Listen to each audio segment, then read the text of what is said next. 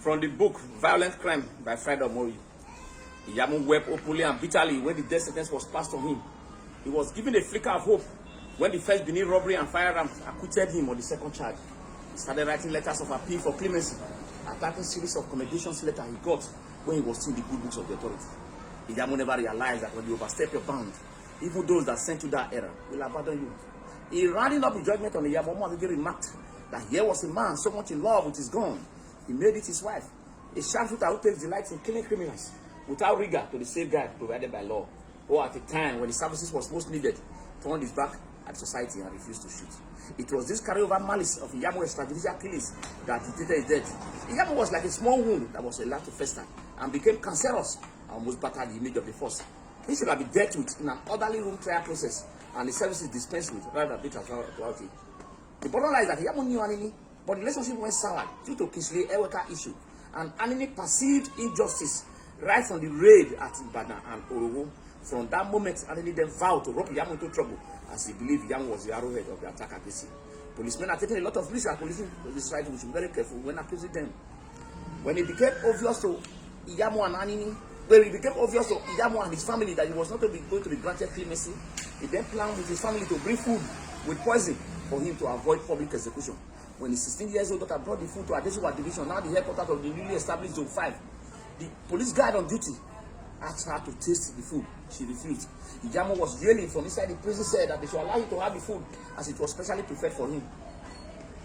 When the police guard on duty pushed on the food on ground for a police dog to eat, 5 minutes later the dog convulsed and died. From then on, Iyamu was no more allowed to talk or food to be brought to him. On the eve of 13th February 1967, Bendel Broadcasting Service, Radio Bendel, started broadcasting the confirmation of the death sentences of Iyamu and 9 others. The others were Friday Ukoma, alias Ufege, Solomon Osefeka, alias Atakon, Bernard Obi, Moses Idaos, alias Moli, Philippe Webelo, also known as Moli, John Bulahunwa, alias JB, Monday, and Sivanis Anoyago. The 10th person was Odaro, escaped from detention that week. On the 14th of February 1987, a Valentine's Day, as early as 6:30 a.m., Iyamu was waking up and told to get dressed up as the military governor wanted to see him.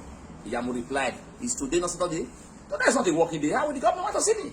He got dressed up in his French safari suit and black shoes and was taking the Land Rover in hand chase.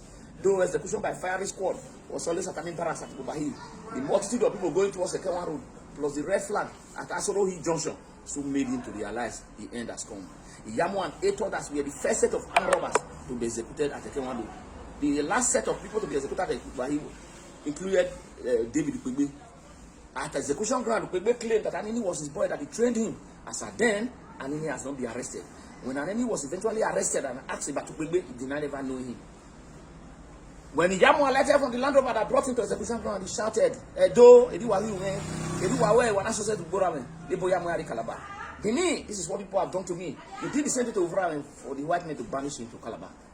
As he was being tied to the execution stake, Iyamu said, in Benin language, "Don't tie me to the wood." He went on to say that Osayande, the police commissioner, has been after him. In his exact words, Osayande want to reduce me from maximum to minimum. He went on to say that one of his in-law, Iyari, a retired educationist, was owing him 900 naira, that he should pay the money to his children. Iyari died in 2003. Iyamu said no one should touch his properties, as the house at Arosa, he inherited it from his father. He took loan to renovate it. From the rentage he was getting, he used to build the one at Heneden Street, close to Second Cemetery at Bisebu, where he was buried in a mass grave along with the other 8 men. In rounding off a chat with the press, Iyamu busted with the song. The song goes like this: "Upopa bono legame, eho no wekira ho, ekomega biezeva, bomere omyo afani ready." For the non-Benis, let me give the translation of this Iyamu swan song of Bragadasi. "With the tribulation of the world that surround me, a great and turbulent wave that is blowing, my mind is having double thoughts. Come and rescue me, Almighty God, and don't let me fall." George Iyamu's story is a reminder of the irony of life, from his meteoric rise in the police force to a roller coaster descent to the abyss of ignominy, and finally to Golgotha. It's a warning to all and sundry that whatever position one is entrusted with, you should operate within the ambit of the law. Let equity, fair play, and justice be your watchword. The Beninese who were praising Iyamu for his ruthlessness against bandits, they are the same that said crucify him. Public opinion that pervaded the air in the whole of Benin then might have played a role in the death verdict. Everything concerning Iyamu after his death were treated with disdain. A pariah status were attached to the personalities to the extent that his daughter at India College had to withdraw. What a tragedy of it. After Iyamu's execution, his remains were loaded into a Danfo ambulance bus for onward transportation to Zebu Cemetery. And there he was buried in a mass grave along with the other men. Even in death, Iyamu continued denying knowing any of his gang members. Instead of he asking God to forgive him of any other sins, he was preoccupied with the properties he was leaving behind. The Holy Book says, a man's life does not consist of the abundance of possession. One remarkable event that happened that day after execution was the heavy downpour, accompanied by heavy turbulent wind. There were different interpretations by people of esoteric knowledge about that unusual natural phenomenon. Some said the rain has come to wash away the blood of the evil ones. Some said, and